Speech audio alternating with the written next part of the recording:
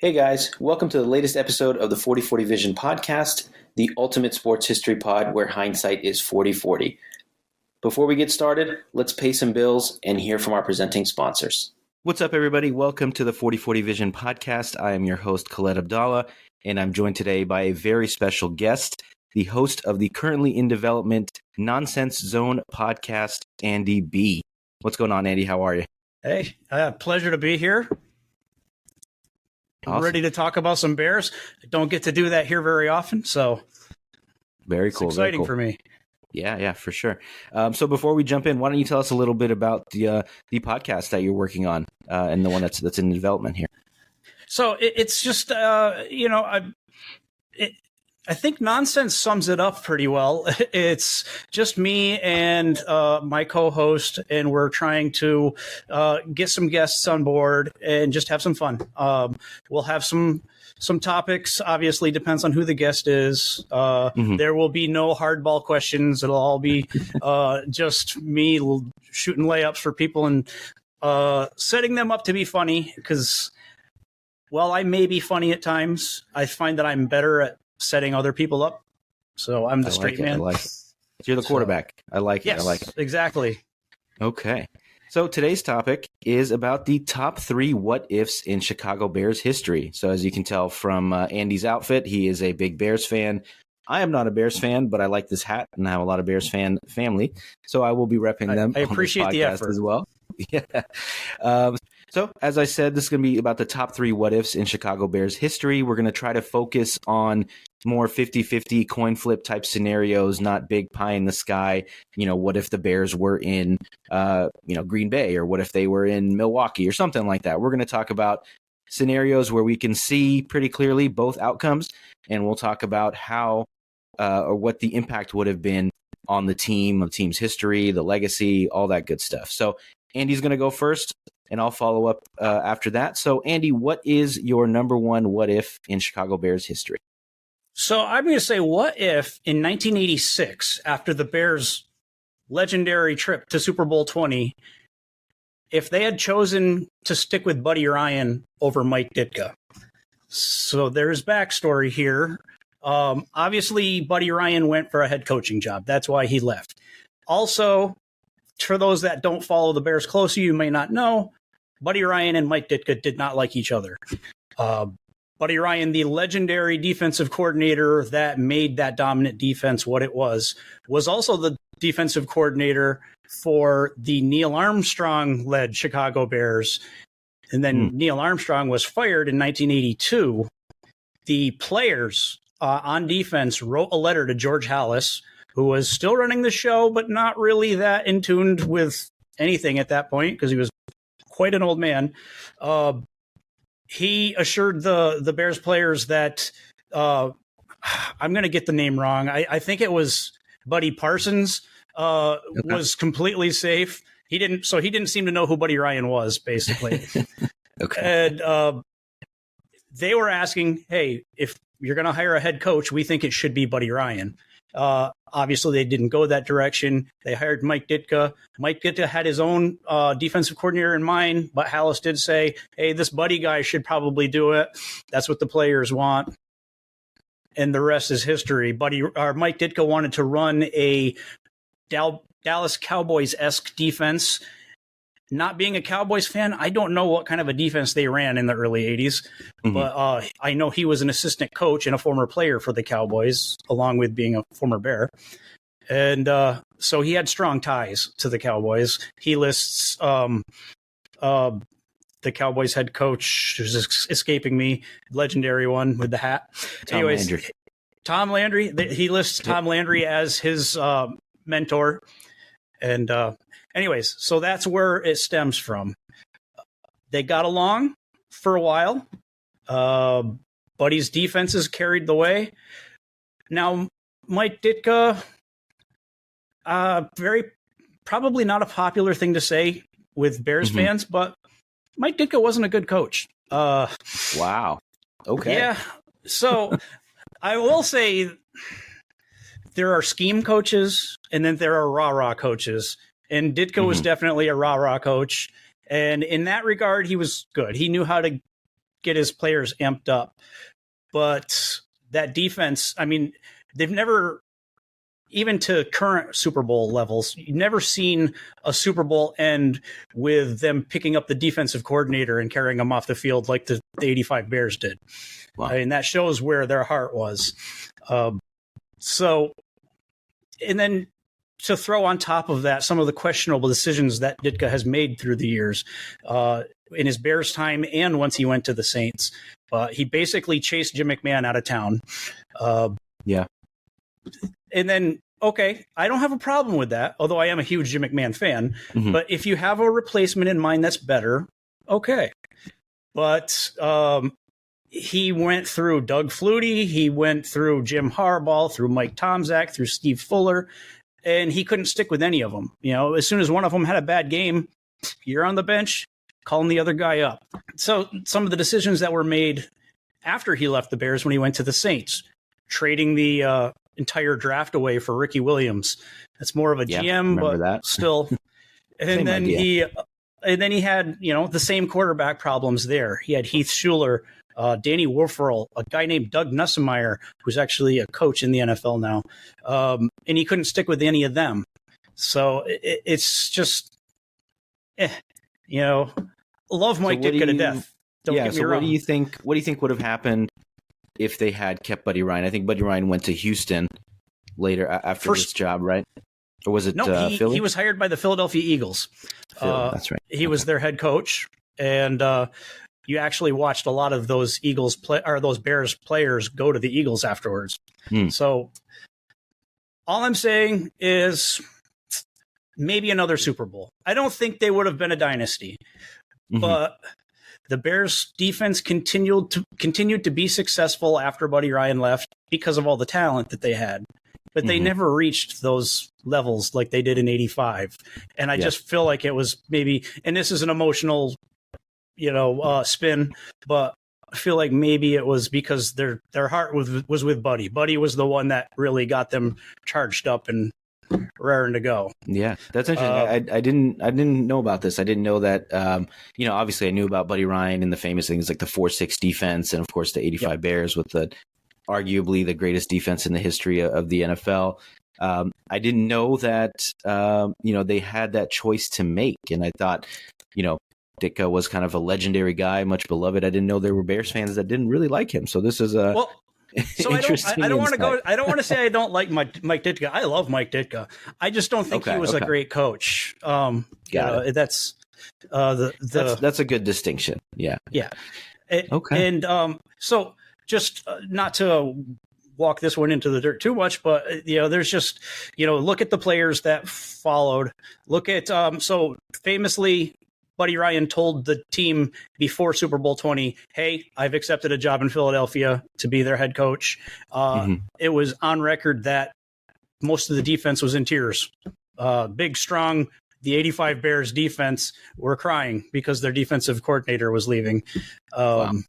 Yeah, it just shows that they wanted to play for Buddy.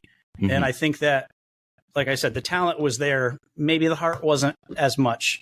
Yeah. Once he was gone. Maybe the rest of the '80s go a little bit different for the Bears in this case. Yeah. So I'll go ahead with my number one. This is something that I had no idea about until I was doing research for this podcast. But apparently, back in the days in the NFL, if two teams had an identical record, the tiebreaker in the draft, instead of strength of schedule or head to head or whatever it is, was determined by a literal coin flip. I know the NBA used to do this back in the day as well. So apparently, I believe it was 1970, Terry Bradshaw was the number one pick, and the Bears and the Steelers had an identical 1-13 record. The Bears had beaten the Steelers that year, so the Steelers should have had the pick anyway, according to the tiebreaker rules. But anyway, they did a coin flip for the rights to draft Terry Bradshaw. And of course, as we all know, the Steelers won that flip, drafted Terry Bradshaw. And I think not only is this a huge Bears what if, but it's just a huge what if in NFL history. Like, do we still get the Steel Curtain dynasty? Do we still get those legendary Steelers teams where they won 4 Super Bowls in the 70s? But for the Bears, a team that has struggled probably since, I don't know, Sid Luckman or something, to have a great quarterback. I don't want to say above average, but a great quarterback. They would have gotten one, in the 1970s. And who would have thought that a guy from Louisiana would have been a perfect, like, tough, cold weather guy, because he did well in Pittsburgh, would have done probably just as well in Chicago. And when I'm just looking back at his numbers, I mean, just kind of an aside, but his numbers are hilarious. Like, he led the league at one point with 17 touchdowns. He led the league with 3,700 yards at some point, and for his career, he has 212 touchdowns and 210 interceptions. But it's just kind of a mark of the times, I should say. And I also found that the Bears have not had an all-pro quarterback since the AFL-NFL merger. So with one coin flip, they would have checked all those boxes. Maybe not a 4,000-yard quarterback, but they would have gotten an all-pro, Hall of Fame, legendary quarterback who was incredible for the era that he was playing. And did you know about this coin flip? I did know about the coin flip. Yeah. Of course, I haven't studied this too much. My understanding of Terry Bradshaw was that he was a good quarterback on great defensive teams, much like my favorite Jim McMahon. He was just, Terry Bradshaw has 4 Super Bowls. Don't get me wrong. He's Jim McMahon here, Terry Bradshaw here. But, I think the biggest problem the Bears had at the time, well, the problem they still have, but back then the problem was the offensive line. I think they had a notoriously bad offensive line throughout the 70s, and they had some quarterbacks like Vince Evans and Bob Avonlea that had some talent, but never really amounted to much. I think the biggest problem the Bears have is that they're not owned by football people. George Halas being the exception, but so it wasn't so much a problem then as it is now. So I'm kind of getting off track here. So you're saying that Terry Bradshaw, I think, he's not the same guy in Chicago, basically? I think quarterbacks, by and large, are a product of the team that they're on. And if you put Terry Bradshaw on a bad team, I think you get a quarterback that may not be in the Hall of Fame. He might have made a Pro Bowl or All Pro. I don't even know if they had Pro Bowls in the early 70s. But sure did. They did? Okay. But that would probably be my take. Okay.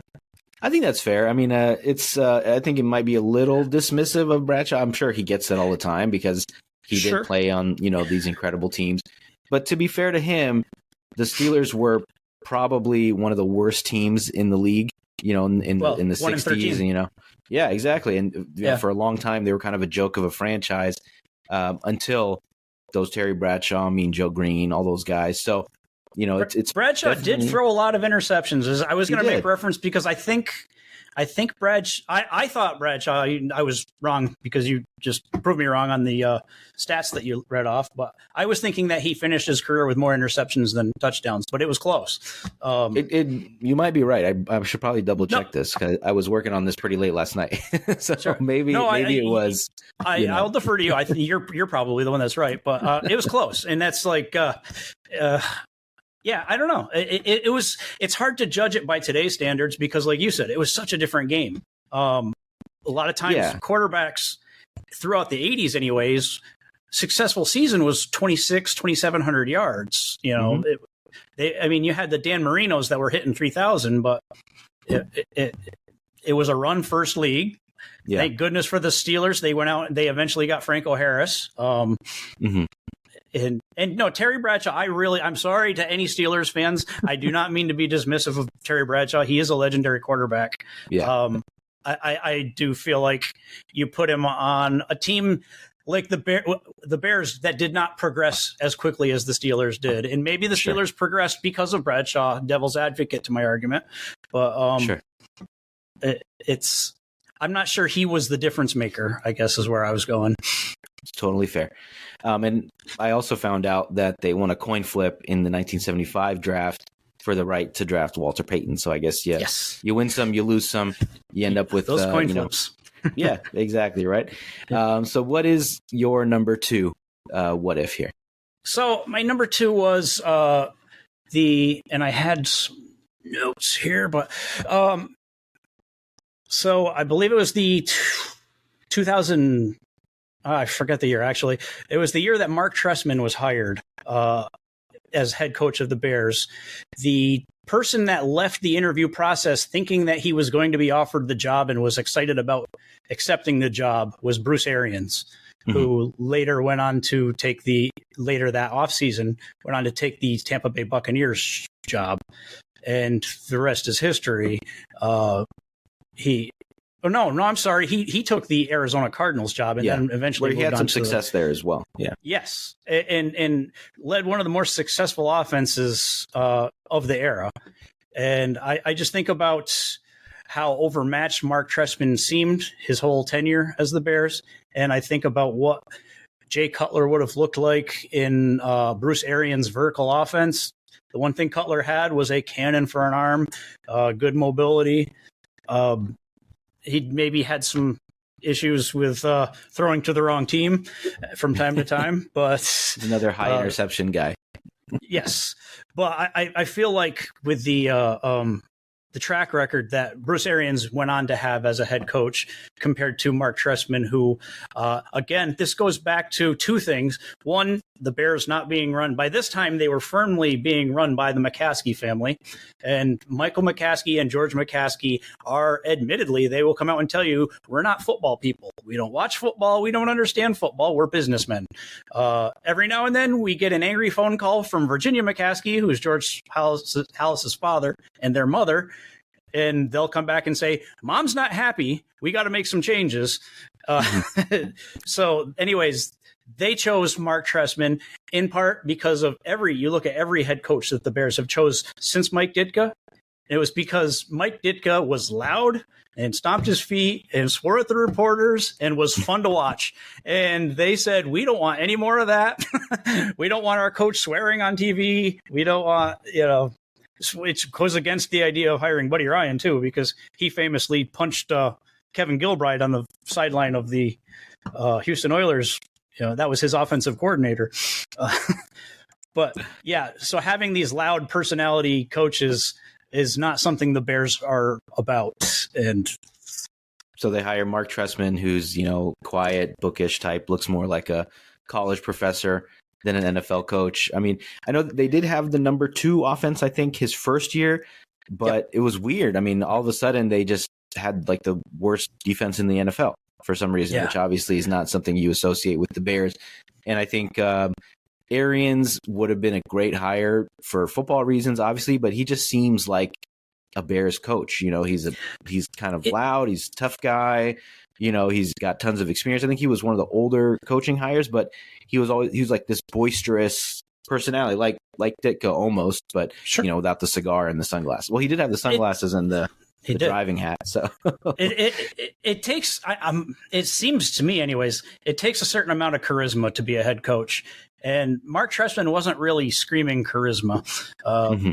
Where Bruce Arians is a character. Yeah, he's a guy that people want to play for. People still call and players in the NFL that have played with him still call and ask his opinion on things. Other coaches still, hey, Bruce, what do you think of this? Steve Young was the only one that was really upset when Mark Trestman didn't pan out, and he famously blamed Jay Cutler for it, saying, hey, Mark Trestman's the best coach I've ever had. It's the player's fault, not the coach's fault. But then Mark Trestman went on to be a terrible offensive coordinator for the Baltimore Ravens after being fired by the Bears. So I don't know. I kind of seem to blame him. Works out. Yeah. Yeah. I mean, I think he was a pretty good coordinator right before this. I think we've seen a lot of guys. 90s. Yeah. A lot of guys, they're good coordinators, not so good head coaches. And then they go back to coordinating, but by then maybe the game has passed them by, the style, whatever it is. So, and I believe Arians would have had some success, which would have led to some stability, which the Cutler era was wasted by instability. I mean, Jay Cutler, with all his flaws, he had 6 offensive coordinators in 10 seasons. And every time you get a new offensive coordinator, it's like having to learn a different language. that's a lot to expect from anybody to succeed under those circumstances. So before I jump to my number 2, just an aside, do you think Jay Cutler is the most talented quarterback to ever play for the Chicago Bears? Not the best or the greatest. But no. Yeah, I get definitely get the distinction. I would have said hands down yes. Justin Fields may have that now, but talent wise, but I heard people say that Cutler had the strongest arm they'd ever seen, and he was drafted by the Denver Broncos who had John Elway there. So that's. Yeah. It's a maybe. He had underrated mobility. I mean, he could move. He just wasn't going to take off and scramble a lot. But I think physically he was very gifted. Yeah, you made a conference championship game with Jay Cutler. Yeah. So, I mean, obviously the success was there. So my number 2, we'll take it back to the 80s. So you talked about the 1986 season where they chose Mike Ditka over Buddy Ryan. But this is more to do with the on-field situation rather than the coaching situation. So obviously coming off the 85 season where they have one of the best defenses in the NFL history, I should say, the Bears come back in the 1986 season and their defense is just as good. They still have the same talent. Like you said, they didn't have the same defensive coordinator, but obviously the philosophies and the schemes and all that is still there. And my what if is basically, what if Jim McMahon's season didn't end early in 1986? It was one of the more dirtier plays in NFL history where a defensive lineman from the Packers named Charles Martin basically like body slammed or suplexed, whatever you want to call it, Jim McMahon after the whistle. And back then they were playing on not even the AstroTurf, just the AstroTurf. It was like green cement basically back then. Yeah, basically, right? You're not even wearing cleats at that point. You're just wearing tennis shoes. And basically, I know he doesn't get a lot of credit for leading that Bears defense or that Bears team to a Super Bowl, but he was by far the best option on that team. And even in that Super Bowl run, he still had 700 yards and 3 touchdowns, and more importantly, no turnovers in those 3 games leading up to the Super Bowl. So I think the big what if is that if Jim McMahon is able to stay healthy, I do think that the Bears are able to repeat in 86, and they don't become, it's not quite a dynasty. Back-to-back is not quite a dynasty, but it's obviously much more memorable, and you get a lot more, say, credit from NFL historians and NFL fans for winning back-to-back. So do you think if Jim McMahon was healthy, you guys would have repeated in 86? Yeah, I think that's very possible. Now, when you take the quarterback play that they had, who I think Steve Fuller and Mike Tomczak, I could be wrong about Tomczak, were the ones that stepped in. And Tomczak ended up being a fine. What's that? And Doug Flutie too. Oh yeah, he was in the picture by then. Okay, yeah, they took him in the supplemental draft, which was different. But yeah, I think that they could have definitely competed more than they did. So I'd say that's a very realistic possibility. There's something about McMahon, not the most physically gifted quarterback, but he was one of those guys. He was one of the first ones I remember hearing about that used to work out in the weight room with the offensive linemen. And after a touchdown was scored, he'd go headbutt everybody in the lineup. I mean, they loved playing for him. And when he stepped into the huddle, it really just brought a different level to just emotionally to the team. And the bond that was there between McMahon and Peyton, Jared Payton is on X now, and he calls him Uncle Jimmy because they were that close. And I think he might have been enough emotionally to carry that offense, and the defense did its job. So, I mean, it's and there's just a famous game. It was the season before, actually. It was the Super Bowl season when he missed the first half of the Minnesota Vikings game, and they jumped out to a 21-0 lead. And he wasn't medically cleared to play, but he was in Ditka's ear the whole first half going, put me in, coach, put me in, coach. And finally, Ditka had it. He said, get in there. And his first throw was the other thing McMahon did, and this is what drove Ditka crazy, and they end up loving each other now. But he was the guy that would go into the huddle and say, all right, that's the call they called. Yeah, we're not doing that. and that's what happened in that Vikings game. First play, he gets into the huddle and he says, yeah, no, that play sucks. We're not running that play. And he ends up audibling, dropping a bomb to, I think it was Willie Galt. Anyways, they ended up winning that game. His first three passes were touchdowns, I think.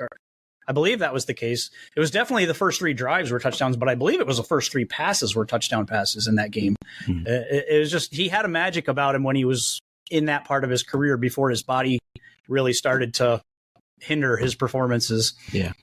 Yeah, there's something to be said about the intangibles that a quarterback brings, even if, like I said, he's not the most physically gifted. There's a bravado, a confidence that's infectious, right? If you're in the huddle with a young Doug Flutie, you're probably not feeling as confident as you would, obviously, with Jim McMahon, who you've kind of been through the battles with, the wars with.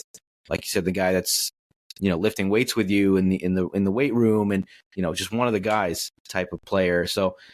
At the very least, they do have a chance to repeat because they obviously had a Super Bowl caliber defense, and they were, I think, 14-2 that year, despite the, carousel at quarterbacks. So there were some tough teams that year, though. The Giants that ended up winning that year, the Redskins, the 49ers were tough. The Joe Montana 49ers were always tough. So, I mean, I don't think anything's given, but yeah, I think that they stood a much better chance. Yeah, when you have an elite defense, I think you always have a chance. So, yes. What is your number 3 and final pick for the what ifs? So, and I really should have prefaced all of these with the fact that, and this is something that hopefully, if you watch the Nonsense Zone podcast, you'll see I'm an idiot. So, okay. I mean, a lot of this stuff, especially saying that Mike Ditka wasn't a good coach, is stuff that's going to be very unpopular. Just keep in mind that I'm stupid. So, you can't get mad at a dumb guy. So, this, I know I've seen the comment forums on different articles and stuff. So I know that this isn't a popular, opinion, but what if the Bears had drafted Patrick Mahomes instead of Mitch Trubisky? The recent I'm going to say not. Sure. I'm going to say not much different would have happened. Wow. Okay. Yeah. So here's where. Yes. So first of all, look at that draft. Leading up to that draft, all of the draft prognosticators had Mitch Trubisky listed as their number 1 quarterback. It was really. Yeah. Is it going to be Mitch Trubisky or is it going to be Deshaun Watson? And it was like, oh, we all really like Patrick Mahomes, but he's a project. He's not going to be good for another few years. He's very raw. He's got the physical skill set. He's a system guy, Texas Tech. They put up video game numbers in the Big 12, whatever. So, yeah, I could see that. So the people that really chastised Ryan Pace for, oh, that was horrible. What was horrible was that he traded up from 3 to 2 when he probably didn't have to do that. But taking Mitch, who everybody was really high on. I really, really blame Matt Nagy for the downfall of Mitch Trubisky. And I think as evidence to that, Matt Nagy is Patrick Mahomes' offensive coordinator right now. And Patrick Mahomes is having the worst season of his career. And it's because Matt Nagy is a very charismatic guy, and I think he could have been a good head coach if he had let his offensive coordinator call the plays. He doesn't have the first clue about rhythm, about getting your offense going. So many games, even the 2018 season where he won Coach of the Year, I'd be watching the game, run it on first down, get like a 3-yard gain, then get like a 2-yard gain, and you got 3 and 5. You've made some progress. And then you'd call like a triple reverse or something like that. That would, oh, gee, now we're, his gadget plays, horrible times that he called them, was a huge precursor to what we saw of what turned into just terrible game calling. I remember near the end when things were bad between Mitch and Nagy, and he was struggling, and they were playing against a really good Saints defense, and they knew he was struggling, and he still called 42 pass plays in a close game. Mm-hmm. You've got good running backs. run the ball. You've got David Montgomery. You've got Herbert wasn't there yet, but they had a strong running game. And then he famously made the comment, well, they didn't hire me to run out of the I formation. And then a couple games later, you could tell somebody talked to him because he was running out of the I formation and they were running the ball really well. And he just trust the system. And it was, it was Andy Reid's system, not yours. And B, you don't really know how to run it. So I just feel like a young quarterback, he just totally trashed his confidence. Not saying that Mitch Trubisky will never, under the best circumstances, he would have never been as good as Patrick Mahomes is now. But I think he would have ruined Patrick Mahomes too. That's a fair point. What if it was Deshaun Watson instead of Patrick Mahomes, who was, a two-time national champ, I think, a much more, off-field discretions aside and current level of play aside. At one point, I think he started as a rookie. He, was one of the best quarterbacks in the NFL for a while. Would he have been Nagy proof? I think he would have been. I think he was more polished and more pro ready than any of the other quarterbacks. I don't know. I honestly don't know if anybody could have been. Again, I made this comment that it's all in the team that drafts you, and I just feel like the Bears were, for a quarterback, the worst possible location for a quarterback to get drafted during that time frame, because and really Ryan Pace shares some blame. Again, not a problem moving on from Jay Cutler, but then as long as you have somebody better in mind, and his answer to that was Mike Glennon, and just horrible quarterback. Apparently a great teammate. Coaches love him. Good guy. Every time you got onto the playing field, he was awful. And so he starts the season, and then Mitch comes in, and that was during the John Fox era. But that's where I'm saying Pace shares some blame. I don't know. I don't know that. So no Deshaun quarterback Watson is Nagy. I guess the bigger question I should ask you is, why can't a quarterback succeed in Chicago? Why have they not, in the 100 years of the franchise? We have hope now. Yeah, we have hope. Do you believe now in Justin Fields? You believe in Justin Fields? I like Justin Fields. I don't know if I think he's probably done. I think this is probably his last year there. Okay, could be wrong. I think the reason that we have hope now is we have a team president that is a football guy. So, Ted Phillips finally retired again, probably a great businessman, doesn't know the first thing about football. He would hire committees of retired general managers to interview his head coaching candidates because he didn't know anything about football. So, Kevin Warren is former SEC president, our chairman, and, he has a long history of success in football. I think that maybe now, moving forward, we have a chance. Again, really, when it looked like what were the Bears looking for? Somebody that's mild-mannered and not going to get us in the headlines by the words he says seem to be their top criteria. For sure. So we'll come back to this because I do want to ask you, what's next for the Bears. But so I'll go with my number 3. This is a more recent one. This is Jay Cutler related. So the question is, what if Jay Cutler does not get hurt in that NFC title game? I believe it's 2011. So, they're playing the Green Bay Packers in Chicago because the Bears did win the division. I remember very vividly that Cutler was out of the game for some reason. He wasn't in the blue tent. I don't think they had the blue tent back then. And he was just kind of walking around the sideline with his helmet off. We didn't really know what was going on. I was like, this guy quit on the team? Like, what was happening? That was the narrative. Yeah, exactly. Right. And then we end up finding out that he had sprained his MCL, and the team, ended up playing Caleb Haney at the time. They lose, I believe, 21-14 to Aaron Rodgers and the Packers. Again, a team that they had beaten earlier in the year. They had split that series and won the division.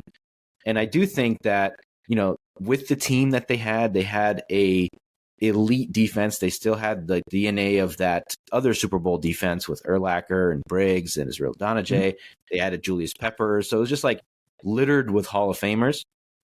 And I really think that, the what if is if Cutler was healthy, they obviously have a legit shot at winning an NFC title game at home against a team they had already beaten earlier in the year.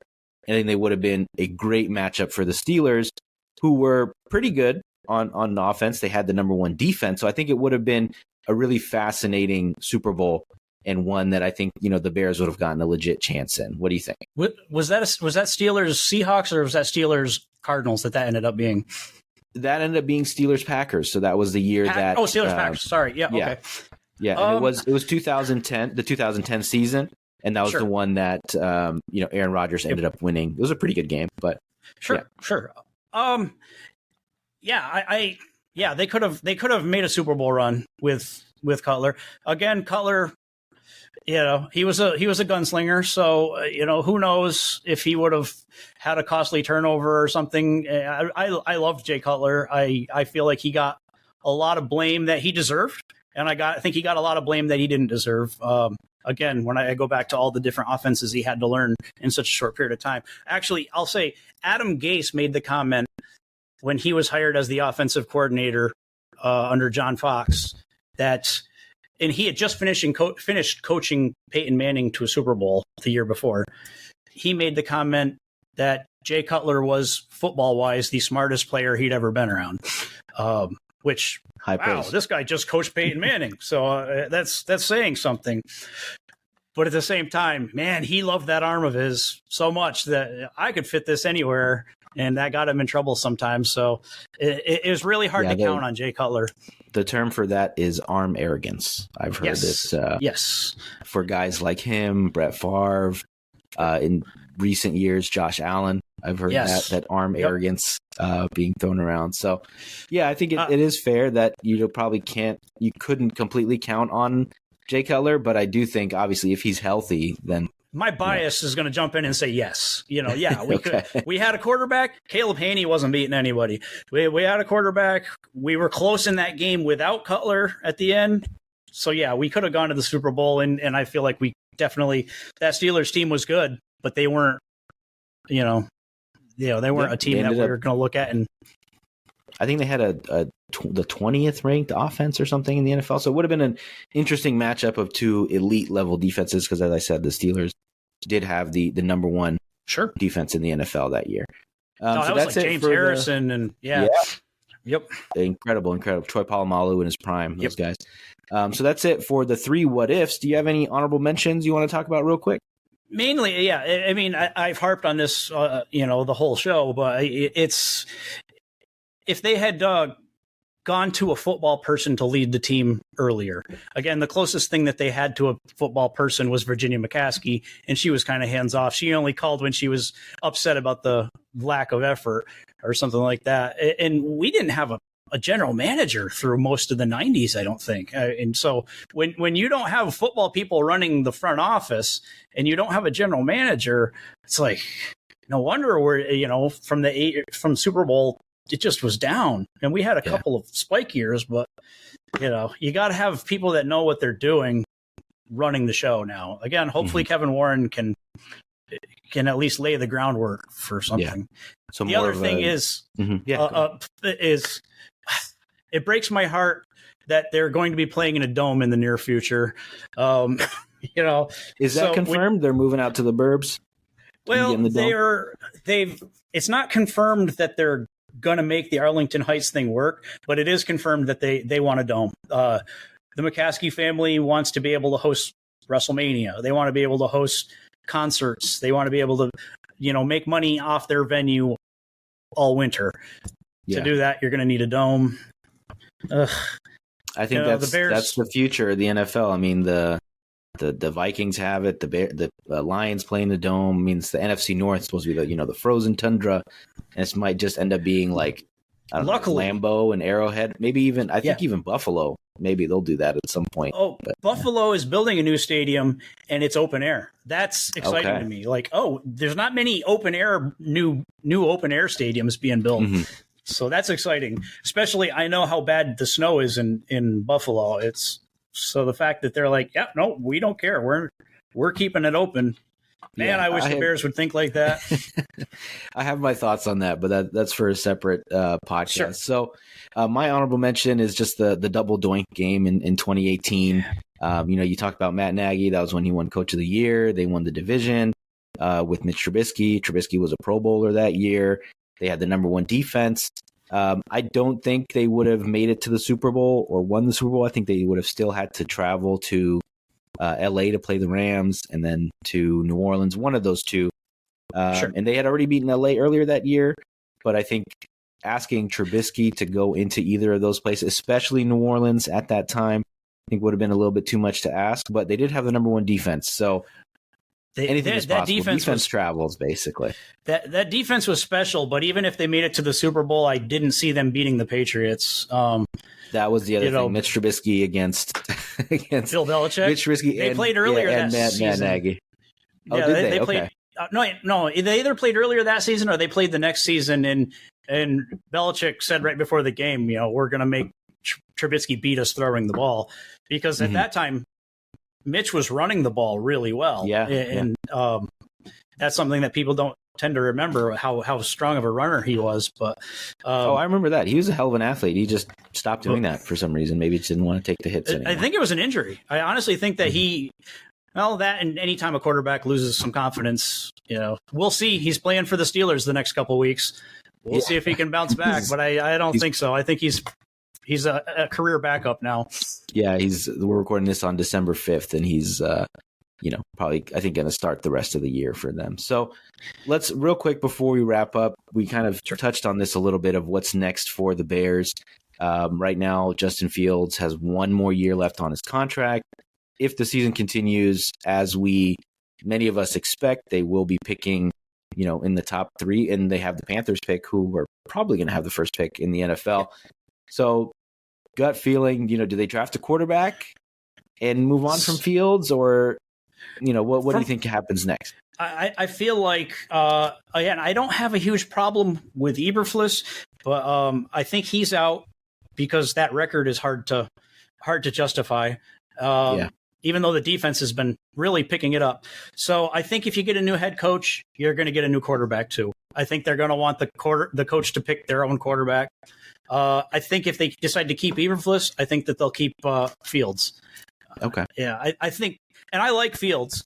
I tell you, I find myself swearing at the TV an awful lot when he's holding the ball too long and running in the wrong direction.